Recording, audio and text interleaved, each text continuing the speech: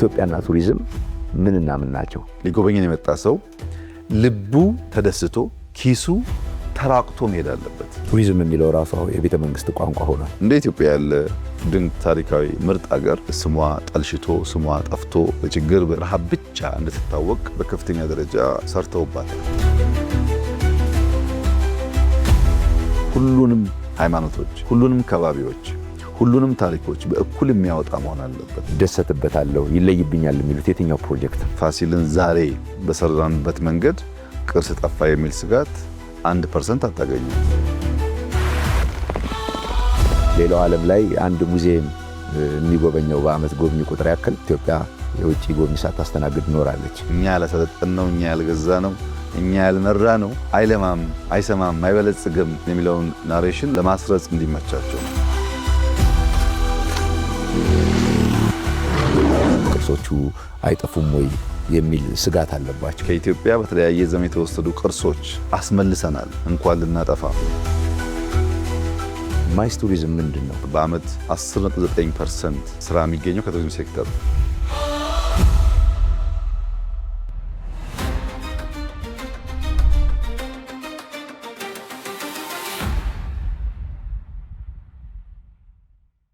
ክቡር ጠቅላይ ሚኒስትር እጅግ አድርጌ አመሰግናለሁ።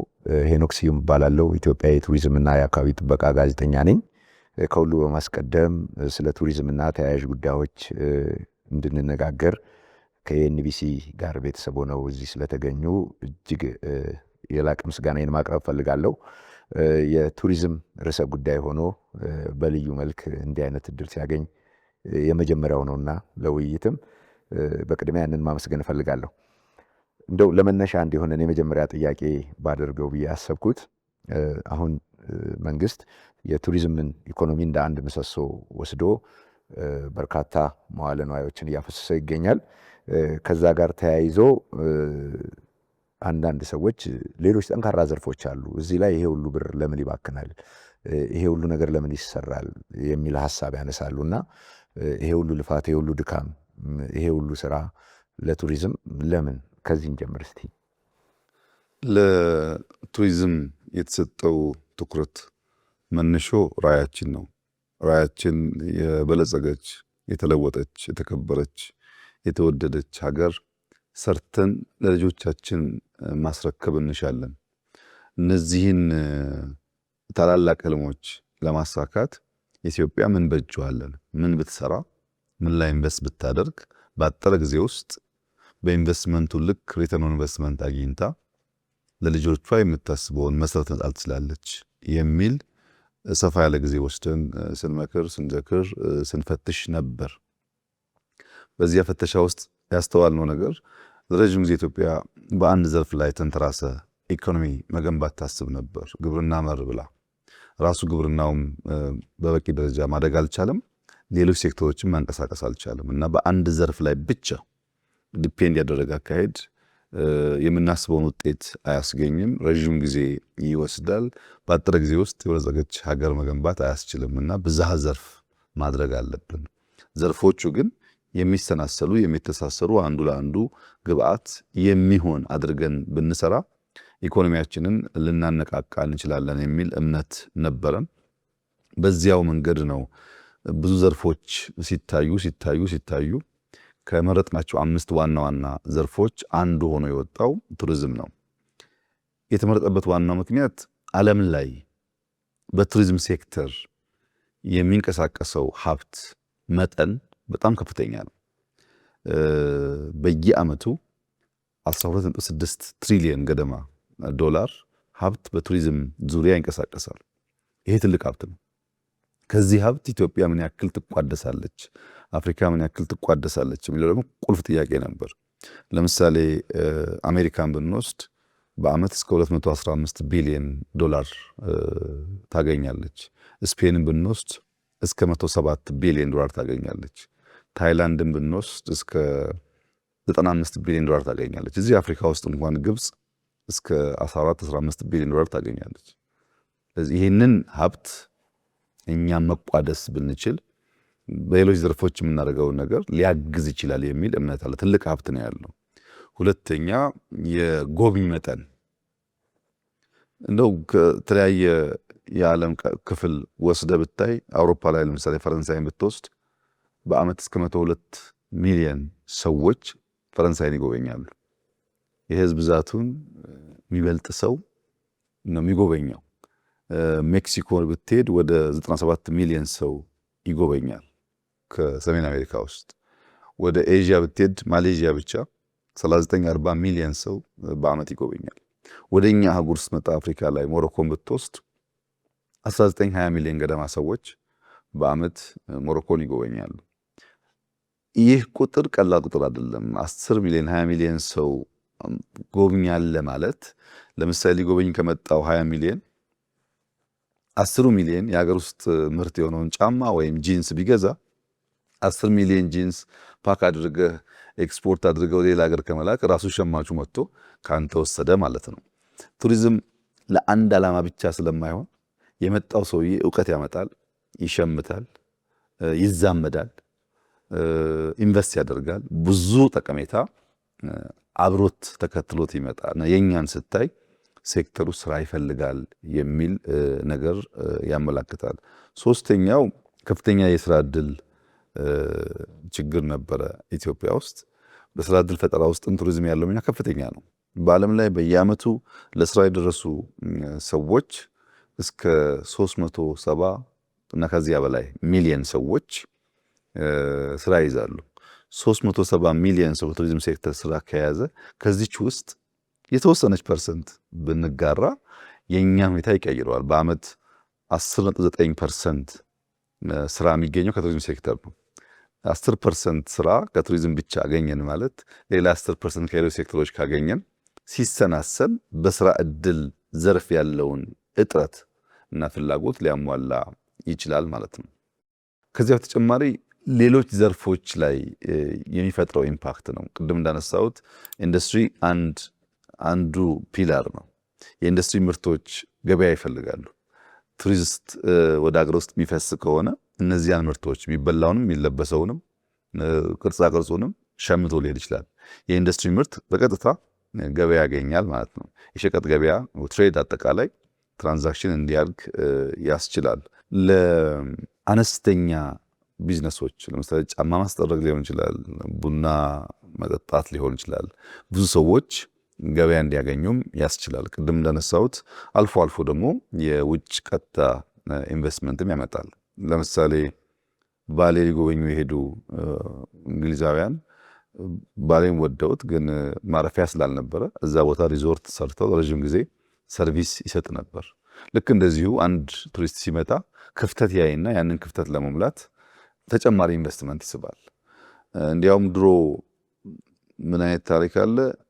በጅማ አካባቢ ንግዶች ነበሩ፣ የጥርኝ የቡና ንግዶች ነበሩ፣ ዓለም አቀፍ ንግዶች እና አንዱ የጅማ የሊሙና ሪያ ገበያዎች አሉ፣ የሚታወቁ ገበያዎች እና አባጅፋር ካደረጉት አንዱ የሚያስደንቀኝ ነገር እነዚህ የአረብ ነጋዴዎች፣ የየመን ነጋዴዎች እዛ መጥተው ያለውን ነገር ሸምተው ሊሄዱ ሲመጡ ጊዜ ያለው ገበያው ይታወቃል ጊዜው እና መጀመሪያ በመጡ ማግስት ዋና ዋናዎቹ ነጋዴዎች እራት ግብር ይዘጋጅና ቤተ መንግስት ይጠራሉ።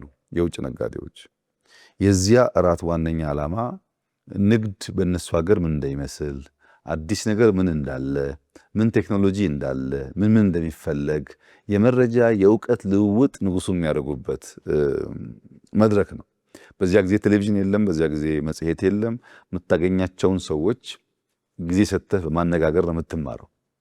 መጥተው ሸምቶ መሄድ ይችላሉ። ከዚያ ባሻገር ግን ከሽመታው ባሻገር እውቀት ሊገኝባቸው እንደሚችል በማሰብ በየጊዜው እራት ያዘጋጁላቸው ነበር። ቱሪስቶች እንደዛ ናቸው። ለመጡበት ዓላማ ብቻ ሳይሆን ከዚያ ባሻገር ብዙ ትምህርት ይቀሰምባቸዋል። እኔ በራሴ የገጠመኝ አንድ ጊዜ የሆኑ የውጭ እንግዶች መጥተው አዋሽ ፓርክ ኢንቨስት እንዲያደርጉ ፍላጎት ስለነበረኝ አብሬያቸው አዋሽ ፓርክ ሄዳለሁ። እነሱ ከፓርኩም ከሁኔታውን በላይ በአዋሽ ፓርክ የሞላው አኬዥያ ዛፍ በጣም ይገርማቸዋል። ምንም አይነት የንብ ቀፎ እንኳን እናይም እዚህ። ከአኬዥያ ዛፍ የሚገኘው ማር ከብዙዎቹ ማር የተሻለ በጣም ተፈላጊ ማር ነው።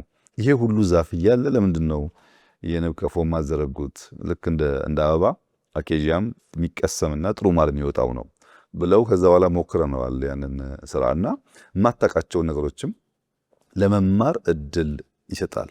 ከዚያ በተጨማሪ የአካባቢ ጥበቃ ላይ ኢንቨስትመንቱ ከባድ ነው። ያው አንተ በደንብ እንደምታውቀው ኢንፍራስትራክቸር በበቂ የሌለባቸው ኢንቨስትመንት የሚጠይቁ ኤሪያዎች ናቸው።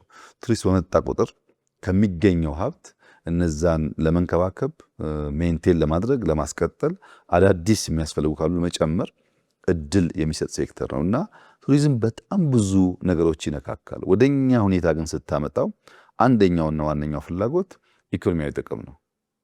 ከዚህ ዘርፍ 12.6 ትሪሊየን ጥቂት ገንዘብ መሻማት ብንችል፣ ሰዎች ስራ ማስያዝ ብንችል፣ ለኢንቨስትመንት መስህብ የሆኑ ነገር ብንፈጥር፣ ኢትዮጵያ ውስጥ ያሉ እድሎች እኛ ያላየናቸው ሌሎች አይተው የሚያነቋቋቸው ስፍራዎች ካሉ ለመማር ብንችል የሚል አንዱ ምክንያት ነው። ሁለተኛው ምክንያት ግን እንደ ኢትዮጵያ ያለ ድንቅ ታሪካዊ ምርጥ ሀገር ስሟ ጠልሽቶ ስሟ ጠፍቶ በችግር በረሃብ ብቻ እንድትታወቅ በከፍተኛ ደረጃ ሰርተውባታል። ይሄን የሰሩባት በግምት አይደለም፣ ረሃብኛ ጋር ብቻ ስለሆነም አይደለም። የረሃብ ምልክትና የረሃብ ስያሜ ዲክሽነሪ የገባው ኢትዮጵያ ብቻ ችግር ስላለ አይደለም። አፍሪካ ውስጥ ያልተገዛች ሀገር ኢትዮጵያ ስለሆነች አለመገዛቷ ይበልጥ እንድትጎዳ አርጓታል። እኛ ያላሰለጠነው፣ እኛ ያልገዛ ነው፣ እኛ ያልመራ ነው አይለማም፣ አይሰማም፣ አይበለጽግም የሚለውን አሰርሽን የሚለውን ናሬሽን ለማስረጽ እንዲመቻቸው ነው።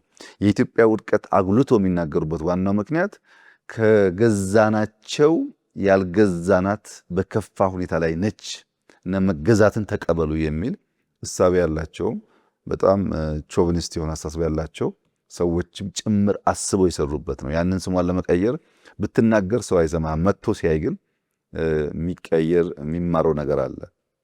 ፖለቲካዊ ጥቅምም ደግሞ እንዲሁ አለው። ብሔራዊ ትምህርቶችን ለማብዛት አንዱ ጋር ያለውን ጥሩ ነገር ሌላኛው አይቶ እንዲወድ፣ እንዲያደንቅ፣ እንዲማር ለማድረግ በስራ ምክንያት ከአንዱ ጋር ሲንቀሳቀስ በማየት ከአንዱ ጋር ሲንቀሳቀስ ይበልጥ ሀገሩን ስለማድነቅ፣ ስለማወቅ፣ ስለመውደድ፣ ስለመዋሃድ ብዙ መድረክ የሚፈጥር ስለሆነ በብዙ መልኩ ቱሪዝም ላይ ኢንቨስት ማድረግ በዓለም አቀፍ ደረጃ ያለውን ሀብት ለመቋደስ ለኢትዮጵያ አስፈላጊ ስለሆነ ነው ከአምስቱ ዘርፎች እንደ አንዱ አድርገን የወሰድ ነው።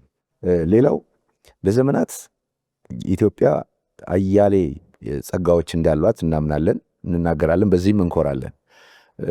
በተቃራኒው ደግሞ በእነኛ ዘመናት ሁሉ የሌላውን ዓለም ትኩረት ሳትስብ የኖረች ሀገር ናት። እንደው ቅድም እንደገለጹት ከጎብኚ ቁጥር እንኳን አንጻር ብናየው በእነኛ ዓመታት ሌላው ዓለም ላይ አንድ ሙዚየም የሚጎበኘው በዓመት ጎብኚ ቁጥር ያክል እንደ ሀገር የኢትዮጵያ የውጭ ጎብኚ ሳታስተናግድ ኖራለች። ከዚህ አኳያ ምንድን ነው ምክንያቱ ይላሉ እርስዎ? ኢትዮጵያና ቱሪዝም ምንና ምን ናቸው? የኢትዮጵያን ቱሪዝም በሁለት ገጽ ማየት ጥሩ ነው። አጠቃላይ ፖቴንሻሉን እምቅ አቅሙንና ማነቆዎቹን ለይቶ ማየት ይጠቅማል። ኢትዮጵያ የቱሪዝም ፖቴንሻል በጣም በጣም በጣም ከፍተኛ ነው። በርካታ አትራክሽን ሴንተሮች ያላት ሀገር ናት። እነዚያን ውብ ስፍራዎች የሚያውቃቸው፣ የሚያያቸው፣ የሚያሳውቃቸው ግን ውስን ነው። ውስን የሆነበት ዋናው ምክንያት የዴስቲኔሽን እጥረት አለ። በርካታ ማነቆዎች አሉ። ሁለቱን ለይቶ ማየት በእጅጉ ያስፈልጋል። ከፖቴንሻል አንጻር ስትወስድ ለምሳሌ የተፈጥሮ ሀብት ውሰድ። እጽዋትን ብትወስድ ከ6000 በላይ ዝርያ ያለበት ሀገር ነው። ብዙ ሀገራት ከ6000 በላይ ዝርያ ያለ ነው ሊመጻደቁ አይችሉም። ብዙ አይነት ብዙ ቦታ የማይገኙ ተክሎች የሚገኙበት ሀገር ነው። ለነሱ ሁሉ ትምህርት ሊሰጥ የሚችል በርከት ያሉ እጽዋቶች አሉበት። ሁለተኛ ከእንስሳት አንጻር በተለይ የዱር እንስሳት በሁሉም የኢትዮጵያ አቅጣጫ ስትሄድ ብዙ ቦታ የማይገኙ እንስሳቶች የሚገኙበት ሀገር ነው። ሬድ ፎክስን ብትወስድ፣ ዋሊያን ብትወስድ፣ ጥቁር አንበሳን ብትወስድ በጣም ብዙ ነገሮች ኢትዮጵያ ውስጥ ይገኛሉ። አዕዋፋትም በጣም በጣም በጣም ብዙ። ከአዕዋፋት አንጻር ብዙ ዝርያዎች አዋሽ ላይ ባሌ ላይ ያሉ ዝርያዎች ብዙ ቦታ አታገኛቸውም። ፋልከን በጣም ኤክስፔንሲቭ የአዕዋፍ ዝርያ ነው በሌላው ዓለም። ፋልከንን ማግኘት ፋልከንን መግዛት በጣም ይፈለጋል። ሀብቱ አለ፣ ግን ለፈላጊዎች ማገናኘቱ ደግሞ ለእኛ ውስንነት አለ እና ከተፈጥሮ ሀብት አንጻር በጣም ትልቅ ፖቴንሻል ያላት ሀገር ናት። ከመልክዓ ምድር አንጻር ከወሰድክ ያው ከራስ ዳሽን እስከ ዳሎል ድረስ አባፍ ሲ ሌቭል ብቻ ሳይሆን ቢሎ ሲ ሌቭል በጣም ዝቅ ያለ ቦታ ያለበት ሀገር ነው። ሁሉም ቀዝቃዛውም ሙቀቱም የሚገኝበት ሀገር ነው። በጣም ተስማሚ የሆነ የአየር ንብረት የምታገኝበት ነው። እዚህ ከበረደህ በጥቂት ዲስታንስ ውስጥ ሙቀት የምታገኝበት ሀገር ነው። በሌሎች ሀገራት ቅዝቃዜ ሲሆን ሙቀት ማግኘት ትችላለህ። በሌሎች ሀገራት ሙቀት ሲሆን ቅዝቃዜ ማግኘት ትችላለህ። የአየር ጸባያችንም በጣም በጣም ተመራጭ ነው። ለምሳሌ መካከለኛው ምስራቅ ብትወስድ ይሄኛው የሰመር ሲዝን ሰኔ፣ ሐምሌ፣ ነሐሴ በጣም በጣም ይሞቃል። የ3 ሰዓት ፍላይት ነው። እዚህ ደግሞ ዝናብ ነው፣ ይቀዘቅዛል። ዝናብ ብቻ ግን አይደለም፣ የማይዘንብባቸው ከቅዝቃዜ ወጣ ያሉ አካባቢዎችም ኢትዮጵያ ውስጥ አሉ። ወደ አውሮፓ ብትሄድ እነዚህ ወራት በጣም በጣም ሙቀት ያለባቸው ናቸው። እነዚህን የሙቀት ጊዜዎች መጥተው እዚህ ያሳልፉ ይችላሉ። ወደኛ ጥቅምት፣ ህዳር፣ ታህሳስ አካባቢ ደግሞ ብትሄድ አውሮፓ ብርድ ነው። ሰዎች እዚህ መጥተው ሙቀት ሊያገኙ ይችላሉ። እንደዚህ ያለ እድልም አለው። ከዚያ ውጪ ታሪካዊ ቦታዎች ሊታዩ የሚችሉ ቦታዎች ደግሞ ሄኖክ በጣም ብዙ ስለዞርክና ስለምታቅ ኢትዮጵያ ውስጥ ያሉ ሀብቶች ከአንተ ጋር መነጋገር አይቸግርም። ግን ዝም ብዬ በእኔ እምነት እንግዲህ አንዳንዴ ለራሴ ኮርሱም ሊሆን ይችላል። በእኔ እምነት አንድ ሀገር ቪዛ ጠይቀህ ቪዛ አግኝተህ ትኬት ቆርጠህ የሆነ ሀገር ብትሄድ እንደ ኢትዮጵያ ያለ ቫራይቲ ሊገኝበት የሚችል ሀገር በዓለም ላይ መኖሩን እጠራጠራለሁ ነው። እንግዲህ ፕሩቭ ለማድረግ መሞከር ይፈልጋል። እንደው ጥቂቶቹን ኤግዛምፕሎች ላንሳ።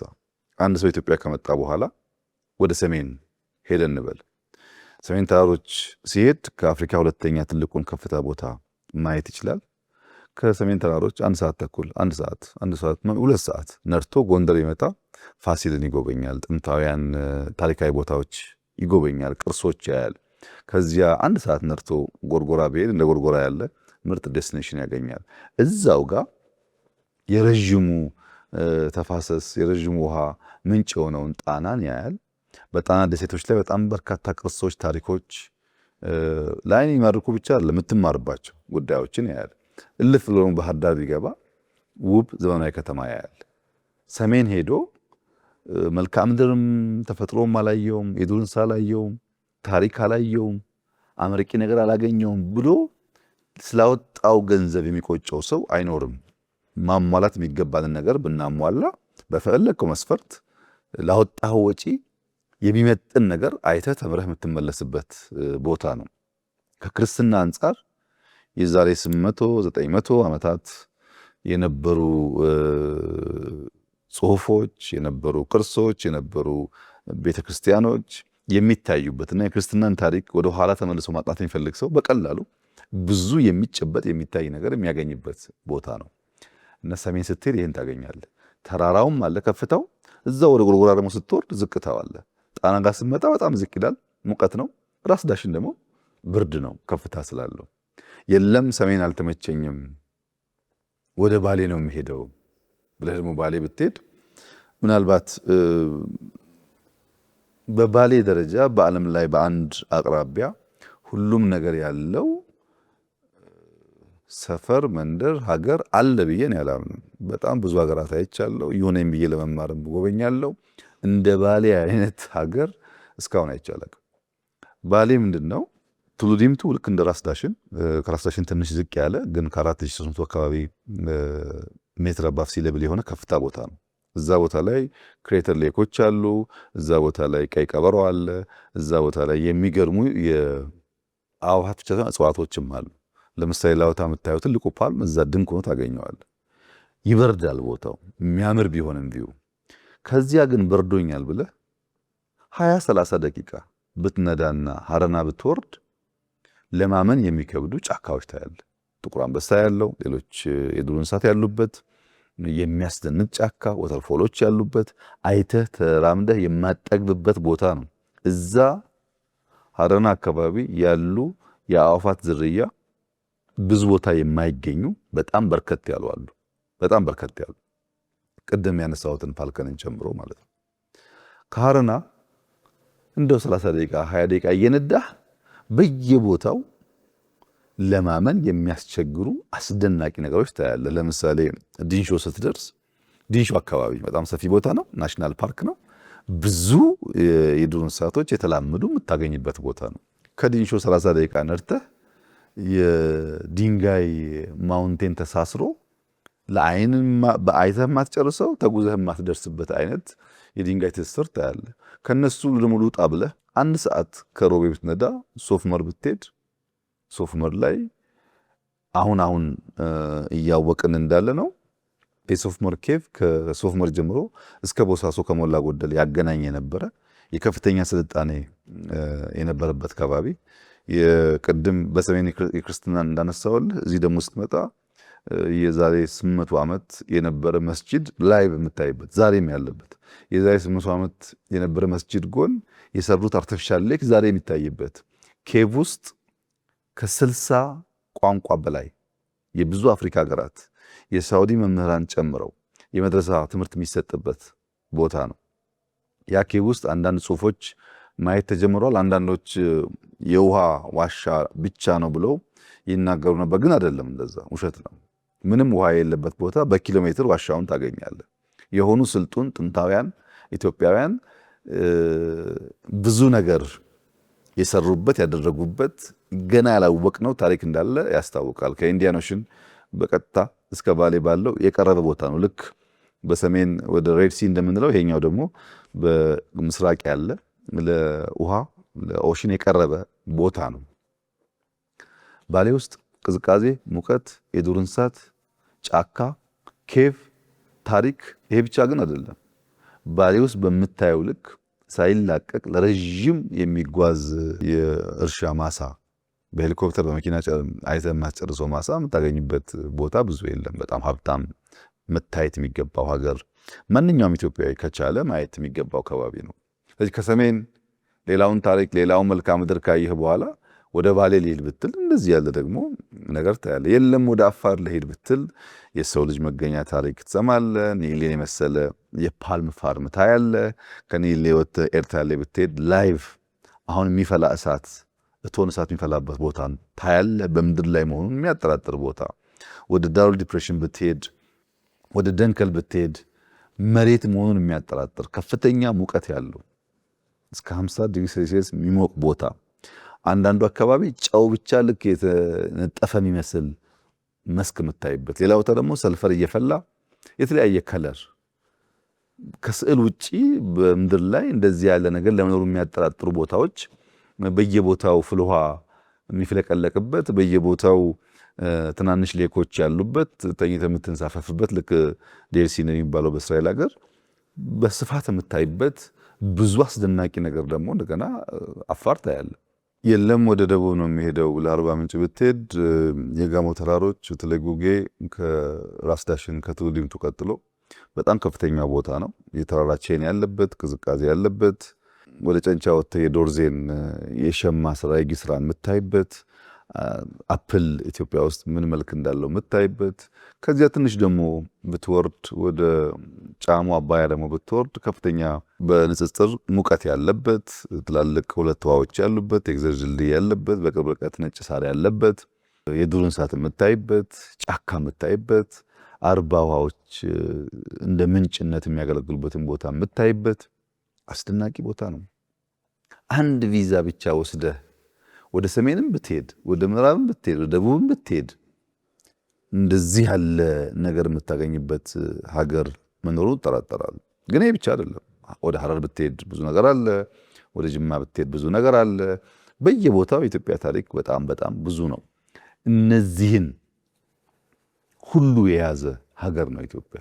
የሚያስደንቅ ከፍታውም፣ ዝቅታውም፣ ሙቀቱም፣ ቅዝቃዜውም ታይቶ የማይጠገቡ ነገሮች፣ ተጉዘህ የማትጨርሳቸው ነገሮች በእውነት ይህ ስፍራ ኢትዮጵያ ውስጥ ነው የሚያስብሉ በጣም በርካታ ቦታዎች እንዳሉ ለአንተ መንገር አያስፈልግም። አብዛኛዎቹን በስራ ምክንያት ስለምታውቃቸው።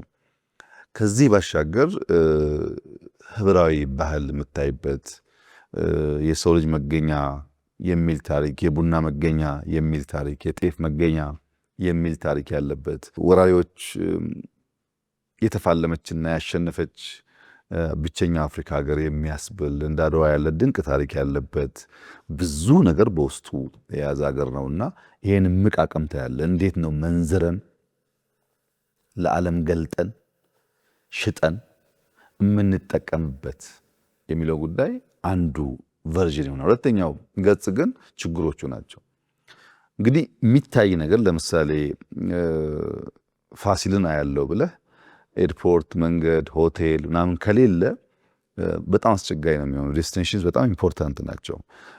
እኛ ከመሰረተ ልማት አንጻር እነዚህን እምቅ አቅሞች ሊያወጣ የሚያስችል ስራ አልሰራንም፣ በበቂ ኢንቨስት አላደረግንም። አሁን ቅድም ባለ ያልኩህ ያ ሁሉ ተአምር መንገድ የለም፣ ኤርፖርት የለም፣ ማየት አትችልም፣ ሁሉም ጋር ማረፍ አትችልም። ያን መፍታት ይፈልጋል። ያን ለመፍታት አንደኛው የግንዛቤ እጥረት፣ ስለ ዘርፉ ያለን እውቀት፣ ስለ ዘርፉ ያለን ግንዛቤ አናሳ መሆኑን ያመላክታል። እንግዲህ እናንተ ስራ በየቦታው እየሄዳችሁ የምትሰሯቸው ዶክመንተሪዎች ብዙ ሰው እያነቃ እንደሆነ ተስፋ አደርጋለሁ። ኢትዮጵያ ውስጥ ትልቅ ሀብት አለ፣ ብንጠቀምበት የብዙ ሰው ህይወት ይነካል፣ ይቀይራል የሚለውን ነገር መማር እንችላለን እና ከእሳቤ አንጻር ከግንዛቤ አንጻር ውስንነት እንዳለ ያመላክታል። መሰረተ ልማት በብዙ ዘርፉ ችግር አለ፣ ኢንቨስትመንት ይፈልጋል። ማርኬቲንግ ችግር አለ፣ እሱም ስራ ይፈልጋል። ይሄንን ማነቆ ብንፈታ፣ በቂ ማርኬቲንግ ብንሰራ፣ ኢንፍራስትራክቸር ብንገነባ፣ ስለ ሴክተሩ ያለን ግንዛቤ ቢያድግ፣ ያለን ፖቴንሻል በፈለግከው መመዘኛ እንደው አንደኛ ነን ባልልህም በዓለም ድንቅ ከሚታዩ ቦታዎች፣ ስፍራዎች መካከል በቁጥር በርከት ያሉቱ የሚገኝበት ሀገር እንደሆነ ግን ምንም ጥርጥር የለውም እና ኢትዮጵያ በሁለቱም ገጽ መታየት አለባት። አስደናቂ ብቃት አላት። በበቂ ኢንቨስት ባለማድረጓ ደግሞ ያ ነገሩ አልወጣም፣ አልታየም። የማሳየቱ ስራ ቢታከልበት በብዙ ማትረፍ መጠቀም እንችላለን ብዬ አምናለሁ። ባለፉት የለውጡ ዘመናት ቱሪዝም የተለየ ትኩረት እንደተሰጠው የአደባባይ ሀቅ ነው። ቱሪዝም የሚለው ራሱ የቤተ መንግስት ቋንቋ ሆኗል። የቱሪዝም ምልከታን ከቀደመው ዘመን ጋር አነጻጽረው፣ በፊት ከመጣንበት ከተጓዝንበት ጉዞ ጋር አነጻጽረው በኢትዮጵያ ቀድሞና አሁን ቱሪዝም ምን ይመስላል የሚለውን ቢገልጹልኝ።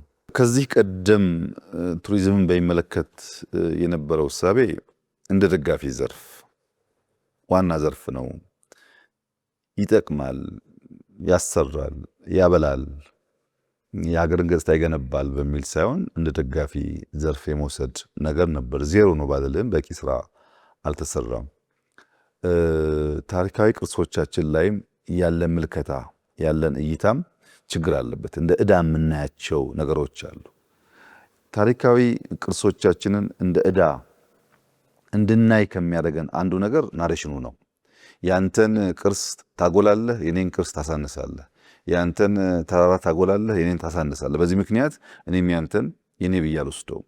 ይሄ ከፍተኛ የሆነ የናሬሽን ችግር ነው።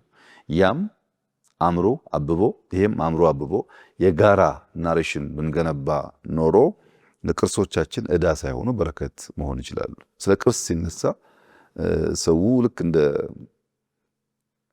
እንደ ጥፋት የሚወስድበት ዋናው ምክንያት የኔ ተገሏል ከሚል እሳቤ የሚነሳ ነው። ለምሳሌ ላሊበላን ብትወስድ ማንም ክርስቲያን ያልሆነ ነገር ግን ኢትዮጵያዊ የሆነ አፍሪካዊ የሆነ ሰው ሁሉ ሊኮራበት የሚችል ጥበብ ነው።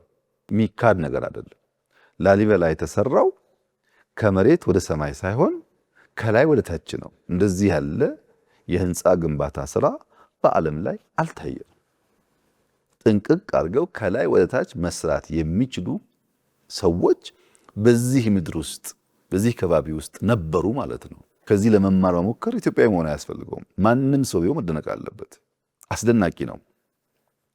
ከዛው ከላሊበላ አካባቢ ከሰቆጣ አካባቢ ደግሞ ያሉ ዋሻዎች አሉ፣ እስከ አክሱም ይወስዳሉ የሚባሉ እነሱን የሰሩ እጆች ድንጋይ የፈለቀቁ ድንጋይ ላይ የተራቀቁ የድንጋይን ለሰው ልጆች ለኑሮ ምቹ ማድረግ መጓጓዣ እንዲሆን፣ ቸርች እንዲሆን፣ ቤት እንዲሆን አድርጎ የሰሩትን ስራ ማራከስ አትችልም። ማድነቅ፣ መማር፣ ለማወቅ መሞከር ነው የሚጠበቅብህ። ኢኳሊ ሶፍ ዑመር እንደዛ ነው። የሶፍ ዑመር ኬቭ በጣም በጣም አስደማሚ ነው። መሰብሰቢያ ቦታ ያለው፣ መማሪያ ቦታ ያለው፣ መመገቢያ ቦታ ያለው፣ ብዙ አስደናቂ ነገር ያለው ነው። እንደዚህ ያሉ ድንቅ ኢትዮጵያውያን የተፈጥሮን ጸጋ የተፈጥሮን ሀብት ለጥቅም ለማዋል የሄዱበት መንገድ የሚያሳይ ነው። እነዚህን ነገሮች በሰፈር በመንደር ከመከፋፈል የጋራ ሀብት እንደሆኑ አስቦ የጋራ ሀብት እንደሆኑ አልምቶ የጋራ ሀብት እንደሆኑ አሳይቶ ዜጎች እንዲጠቀሙ ማስቻል ተገቢ ይሆናል። እኛ እንደ ዕዳ ቅርሶቻችን የምናይበት መንገድ ስህተት ነው። ለምሳሌ ቤተ መንግስቶቻችንን ብትወስድ እንደዛው ነው። እንደ ዕዳ እናያቸው ነበር። ዛሬ ግን ከፍተኛ ሀብት ይገኝባቸዋል። በዚህም ምክንያት የተነሳ ኢንቨስትመንቱ ውስን ነበር። ለእነዚህ ጉዳዮች ጊዜ ሰጥቶ ገንዘብ አፍሶ እውቀት ሰብስቦና አፍሶ ጎልቶ እንዲታዩ ማድረግ ላይ ውስንነት ነበር። በድምሩ ሲታይ አለን ከማለት ያለፈ አልነበረም። አክሱም ሐውልት አለን፣ ላሊበላ አለን፣ ፋሲል አለን፣ አባጅፋር ቤተ መንግስት አለን፣ የሐረር ጀጎል አለን ከሚል አልፎ ተሰርቶ ለምቶ ሌሎች እንዲታይ ማብቃት ላይ ከፍተኛ ውስንነት ነበረ። አሁን ቀደም ብዬ እንዳነሳሁት ያው ከአምስቱ ዋና ዋና የልማት ሴክተሮች አንዱ ተደርጎ መወሰዱ ራሱ የተሰጠውን አቴንሽን ያሳያል። ከብዝሃ ዘርፎች አንዱ ነው። ኢንዱስትሪ፣ ግብርና፣ ቱሪዝም፣ ማይኒንግ እና ቴክኖሎጂ ናቸው። ከዚህ ቀደም ቴክኖሎጂ፣ ማይኒንግ እና ቱሪዝም እምብዛም ቦታ አልነበራቸውም። ግብርናን ያተኮረ የሚባል ነው ፖሊሲው። ኢንዱስትሪ ሙከራዎች አሉ። የኢንዱስትሪ አጠቃላይ የኢትዮጵያ ኤክስፖርት ከለውጡ ማግስት $200-300 ሚሊዮን አይበልጥም። በጣም ጥቂት ነው። ኢንዱስትሪ ኢምፖርታንት ነው፣ ግን ከዚያ የምናገኘው ሀብት በጣም ውስን ነው የነበረው እና ብዝሃ ዘርፍ በሚሆንበት ሰዓት መልሶ ኢንዱስትሪውም እንዲያድግ ገበያ እንዲያገኝ በእጅጉ የሚያግዝ ይሆናል ማለት ነው። ሁለተኛ ከእይታ አንጻር ቅርሶቻችንን እንደ ምንዳ ማየት ነው። አሁን ብዙ ሰው አያውቅም። ባለፉት 7 ዓመታት ከዚህ ቀደም የተዘረፉ የጠፉ የኢትዮጵያ ቅርሶች ከ35 በላይ ተመልሰዋል። ከ35 በላይ ቅርሶች የፀሐይ አውሮፕላንን ጨምሮ የቤተ ክርስቲያን መስቀሎች፣ የተለያዩ ንዋየ ቅዱሳኖች ተመልሰዋል። ኢትዮጵያ ውስጥ 35 በላይ በቁጥር ቅርስ አስመልሰናል። ቅርስ ጠግነን አድሰናል። የሚጎሉትን ደግሞ ገንብተናል።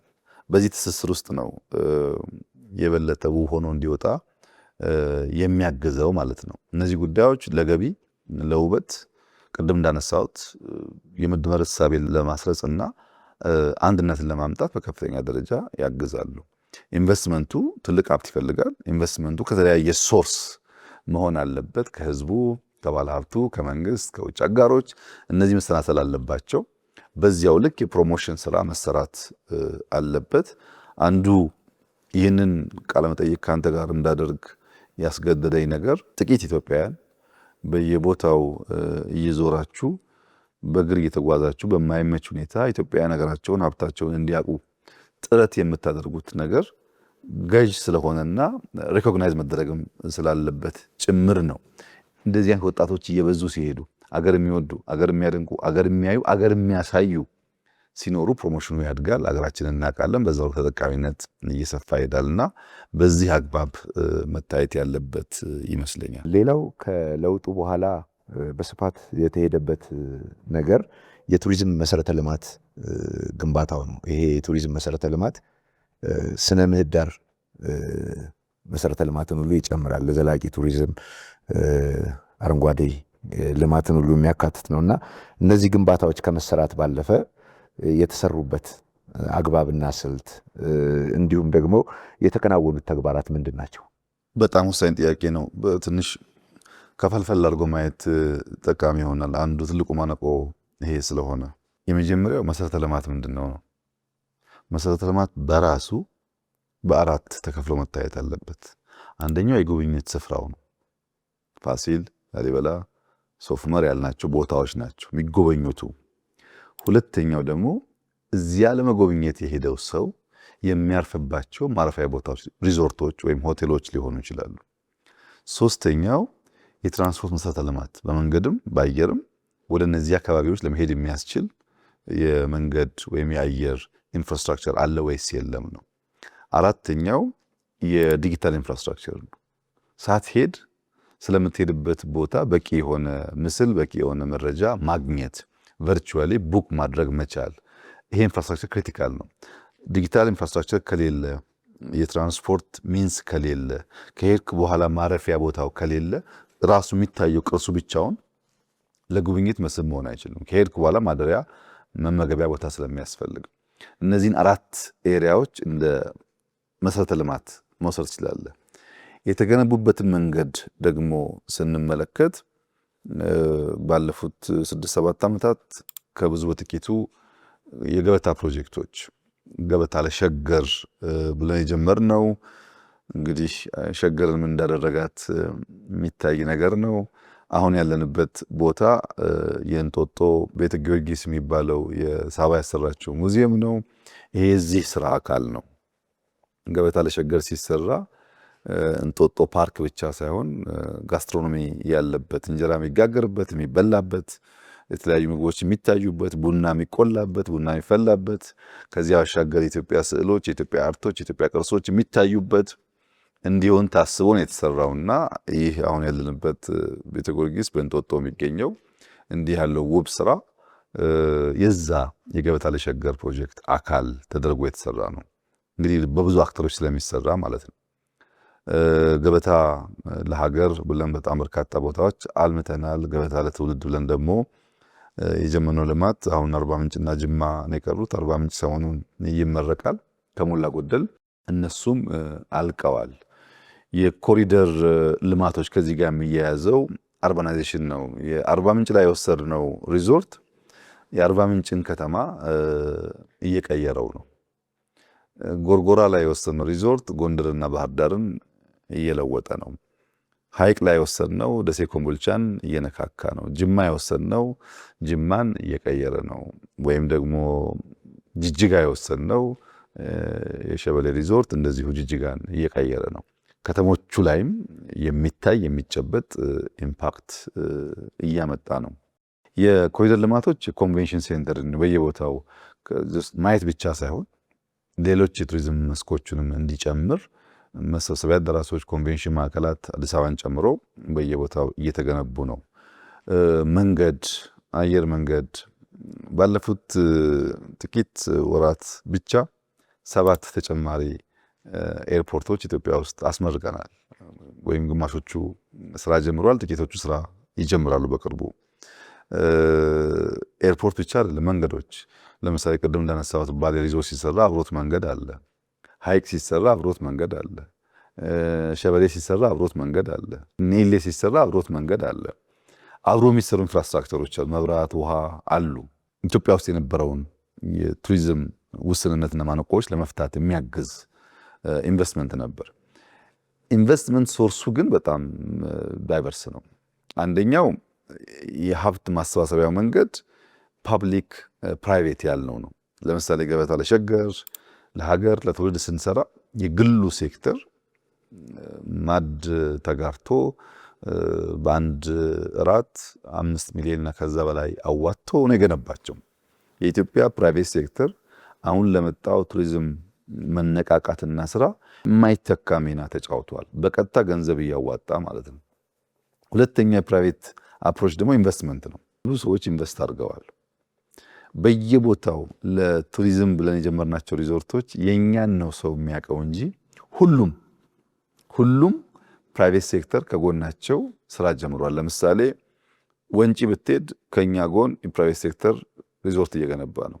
ጎርጎራ ብትሄድ ጎንደርም ባህር ዳርም ፕራይቬት ሴክተር እየገነባ ነው። ጅማ ብትሄድ ፕራይቬት ሴክተር እየገነባ ነው። አርባ ምንጭ ብትሄድ ፕራይቬት ሴክተር እየገነባ ነው።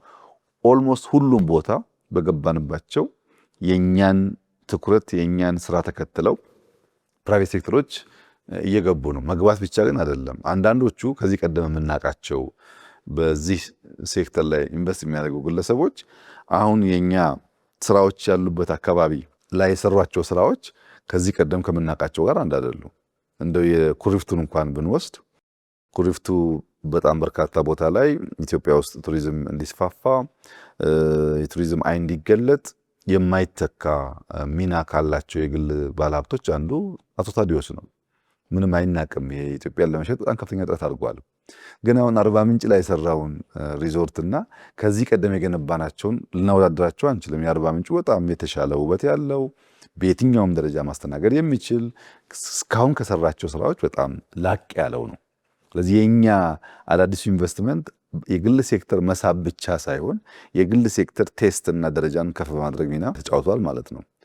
ሶስተኛው ፓብሊክ ፒፕል ፓርትነርሺፕ ነው። የህዝብ በነዚህ መስኮች የህዝብ ሚና በጣም በጣም ከፍተኛ ነው። ባሌ ናሽናል ፓርክ በሺ የሚቆጠር ሰው ነው ከፓርክ ውስጥ ያወጣ ነው። ካለ ተሳትፎ አይሆንም። ሐይቅ ብትሄድ ዙሪያውን ጫት ነበር። ጫቱን መንጥሮ የተለያዩ ፍሩቶች ተክሎ ከባቢውን እያስዋበ ያለው እያንዳንዱ ዜጋ ነው። ወንጪ ብትሄድ ቦታቸውን ሰጥተው ቤታቸውን ደግሞ ከሪዞርቱ ጋር አመሳስለው ለዛ ቢዝነስ አውለው ፈረሶቻቸውን፣ ቤቶቻቸውን በየቦታው ዜጎች ከባቢውን በመጠበቅ ችግኝ በመትከል ሊጨምር የሚገባ አዲስ ቫልዩ በመጨመር በከፍተኛ ደረጃ አስተዋጽኦ እያበረከቱ ይገኛሉ። አሁን እዚህ እንጦጦ ካለንበት የ5-10 ደቂቃ መንገድ ወክ አድርገህ የእንጆሪ እርሻ ተጀምሯል። ከዚህ ቀደም አዲስ አበባ ላይ እንጆሪ መታረስ እንደሚችል ሁላችንም አናቅም። እንጆሪ በጣም የሚገርም ኔቸር አለው። እንደ ቡና በአመት አንዴ ሁለቴ ወይም እንደ ስንዴ በአመት አንዴ ሁለቴ ሶስቴ አይደለም። ኦልሞስት ኤቭሪ አዘር ዴይ ሃርቨስት የምታደርገው አንዴ መስጠት ከጀመረ በኋላ አንድ ቀን እየዋልክ አንድ ቀን እየዋልክ የሚለቀም ነገር እንጦጦ ላይ ያለው ተመልከተው። በኋላ ትልቀቱ የሚያክለው ጥፍጥናው፣ ቴስቱ ለሀገር ውስጥም ለውጭ ገበያም ይውላል። እንጦጦ ለባህር ዛፍ ነበር የምናውቀው። በዚህ ደረጃ ስትሮበሪ የሚበራከትበት ምግብ የሚገኝበት ቦታ እንደሆነ አስበን አናውቅም። ምን አመጣው? ይሄ ነገር ነው ያመጣው። ይሄ አልቲቲዩድ እኮ ለእንጆሪ ይሆናል ለምን አንጨምርበት የሚል ሀሳቦች፣ እውቀቶች እየመጡ ማለት ነው።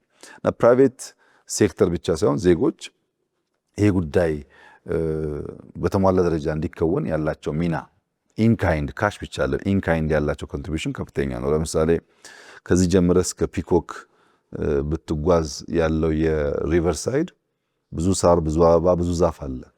እያንዳንዱ ኔበርሁድ እያንዳንዱ ጎረቤት ይጠብቀዋል፣ አይረግጠውም፣ እንዳይቃጠል እንዳይበላሽ ይንከባከባል። ያ ሁሉ ተደምሮ ነው እንግዲህ ኢንቨስትመንት ሶርስ ሲባል። ከዚህ በተጨማሪ ግን ወዳጅ ሀገራት በብዙ አግዘውናል። ለምሳሌ የ4 ኪሎ ቤተመንግስት ስንገነባ ዩኤኢ በጣም አግዘውን አብዛኛውን ኮስት የሸፈኑልን እነሱ ናቸው። ታች ብሔራዊ ቤተመንግስትን ስንገነባ ፈረንሳይ በጣም አግዞናል። ሼክ መሐመድም ማክሮንም ወዳጆቻችን ናቸው፣ ረድተውናል። ጅማ ላይ የምንሰራውን ስራ ሜሎኒ በከፍተኛ ደረጃ ፋይናንስ አድርጋለች፣ በእውቀት አግዛለች። የጣሊያን ኢንቨስትመንት አለበት። ቻይናዎች በጣም ብዙ ቦታዎች ላይ አግዘውናል እና ወዳጅ ሀገራት የተሳተፉበትም ስራ ነው ማለት ነው። በግለሰብ ደረጃም የተሳተፉ አሉ፣ በሀገር ደረጃም የተሳተፉ አሉ። የብዙ ሰዎች የሀብትና የእውቀት ድምር ውጤት ነው። ዜጎች፣ ፕራይቬት ሴክተር፣ የውጭ ሀገር ወዳጆች፣ ግለሰቦች፣ አንዳንዶች ደግሞ በሀሳብና በእውቀት የግላቸውን ሀብትም እንደዚህ ኢንቨስት በማድረግ ጭምር ተደምሮ ነው እንግዲህ ቱሪዝም ሴክተሩ እየተነቃቃ የሚገኘው። ቅድምም ለማንሳ አንስተውታል፣ ትንሽ ጠቆም አድርገውኛል። ቱሪዝም ያለ ገበያና የማስተዋወቅ ስራ ያን ያክል ትርጉም አይኖረውም እና እርስዎ ባለፉት የለውጡ ዓመታት ልክ ከመሰረተ ልማቱ ጎን ለጎን በገበያ ማፈላለግ ኢትዮጵያን በማስተዋወቅ ተሰራ፣ በዚህ በኩል ተከናወነ የሚሉት ምንድን ነው? ቱሪዝም ቅርስ ብቻ አይደለም። ቅርስ ስላለ አውቶማቲካሊ ቱሪዝም ትስባለህ ማለት አይደለም። ቱሪዝም የተፈጥሮ ሀብት ብቻም አይደለም፣ ያስፈልጋል። አንዱ ዋነኛ ግብአት ነው፣ ግን ብቻ አይደለም። ቱሪዝም ሸመታ ከሌለው የገንዘብ ትራንዛክሽኖች በዚያ ሴክተር የሚታዩ ከሌለ የቱሪዝም ኢኮኖሚ ሊባል አይችልም። ኢኮኖሚ የሚሆነው ትራንዛክሽን ሲፈጠር ነው። ለዚያ ደግሞ ሱቅና ሞል ያስፈልጋሉ። ለምሳሌ ከዲንሾ አድረህ ወጥተህ ወደ ቱሉ ዲምቱ ስትሄድ የግድ በሮቤ ታልፋለህ፣ በጎባ ታልፋለህ። ሮቤና ጎባ ያሉ ወጣቶች ከወዲሁ ለቱሪስቶች የሚሆን ምግብ፣ ቡና፣ ቅርጻ ቅርጾች፣ አልባሳት ካሉበት ቦታ ወደሚሄዱበት ብርድ ስለሆነ እስከርቦች እየሰፉ የእጅ እስከርቦች፣ ሱቆች መኖር አለባቸው። ሸማቹ ዲንሾ አድሮ ወደ ቱሉ ዲምቱ ሲሄድ የሚያነሳቸውና ብር ጥሎባቸው የሚሄድ ቦታ ያስፈልጋል። የግድ ነው። ሱቆች ከሌሉ በጋስትሮኖሚ በጣም ብዙ ኢንቨስት ማድረግ ስለምንችል ካልሰራን በቀር ሰውየው መጥቶ ዲንሾን አይቶ መሄዱ ብቻውን ቱሪዝም አያሰኘውም። ቱሪዝም ባጭሩ ሊጎበኘን የመጣ ሰው ልቡ ተደስቶ ኪሱ ተራቅቶ መሄድ አለበት። ደስታ የሚገኘው የትራንስፖርት ሰርቪሱ፣ የሆቴል ሰርቪሱ፣ የአስጎብኚዎች፣ የኢሚግሬሽን ስርዓቱ ብዙ ጉዳዮች ተደምሮ ነው ደስታ የሚያመጡት። ደስተኛ መሆን አለበት በእኛ ሰርቪስ። ኪሱንም መራቆት አለበት። ይዞ የመጣውን አራግፎ መሄድ አለበት። ይዞ የመጣውን መልሶ ከሄደ አልተሳካልንም ማለት ነው። ለዚያ ደግሞ የሞሎችና የሱቆች ግንባታ በጣም አስፈላጊ ነው። አዲስ አበባ ላይ በርከት ያሉ ሞሎች እየገነባን ነው። 3-4 የሚጠጉት ሞሎች በሚቀጥለው ዓመት ስራ ይጀምራሉ ተብሎ ይጠበቃል።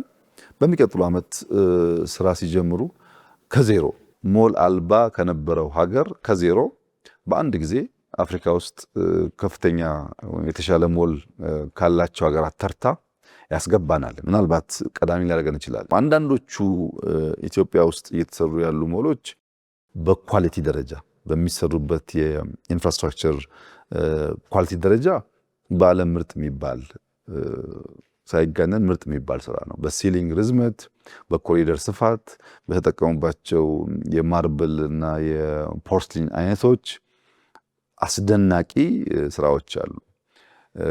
እነዚህ ሞሎች ሲያልቁ በከፍተኛ ደረጃ ከውጭ የሚመጣው ሰው ማረፊያ ሆቴል ካለው፣ መዝናኛ ቦታ ካለው፣ ወክ ማድረጊያ ቦታ ካለው፣ የሚሸመት ነገር ካለ አስደስተን ኪስ አራቁተን ለመላክ የሚያስችል እድል እንፈጥራለን ማለት ነው። ከዚህ አንጻር በሁሉም መስክ ነው ስራው። በሆቴሉም፣ በሱቅና ሞሎቹም፣ በሚታዩ ቦታዎችም የተሳሰረ ስራ ለመስራት ሙከራ እየተደረገ ነው።